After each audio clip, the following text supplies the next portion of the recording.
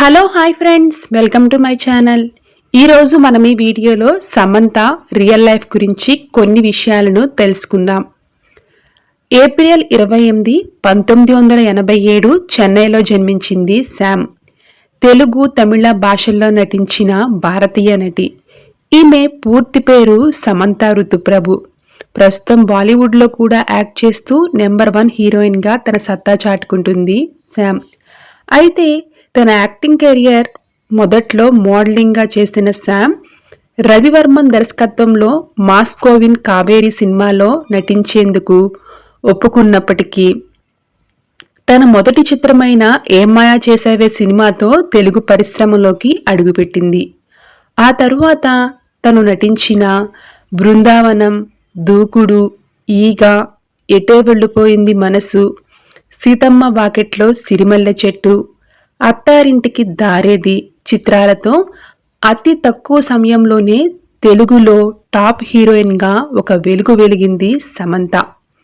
రేవతి తరువాత ఒకేసారి అటు తెలుగులోనూ ఇటు తమిళంలోనూ దక్షిణ భారత ఫిలింఫేర్ ఉత్తమ నటి పురస్కారాన్ని ఒకేసారి ఒకే ఏడాదిలో అందుకున్న నటిగా కూడా సమంత ప్రసిద్ధిగాంచింది.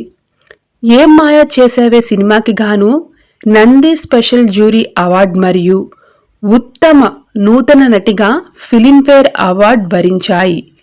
బృందావనం, జబర్దస్త్, రామయ్య వస్తావయ్య, మనం, రభస, మహానటి, యూటర్న్ వంటి చిత్రాలతో నటించింది శామ్.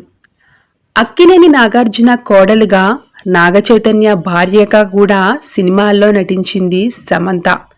2017లో అక్కినేని నాగార్జున కుమారుడైన నాగచైతన్యాన్ని ప్రేమ వివాహం చేసుకుంది సమంత.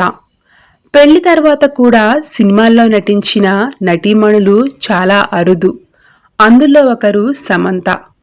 అక్టోబర్ 2017 6, 7 తేదీలలో సమంత నాగచైతన్యాల పెళ్లి గోవాలో హిందూ మరియు క్రిస్టియన్ సాంప్రదాయాల ప్రకారం జరిగింది. వీరు టాలీవుడ్ స్టార్ కపుల్స్గా పేరు తెచ్చుకున్నారు.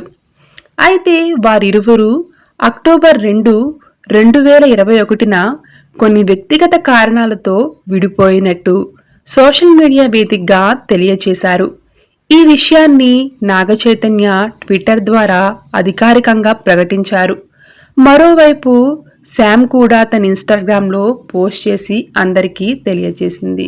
Thanks for watching. అయితే రీసెంట్గా సమంత ఓ మ్యాగజైన్ కవర్ పేజ్ మీద మెరిసిన శామ్ ఇంట్రెస్టింగ్ విషయాలను రివీల్ చేశారు.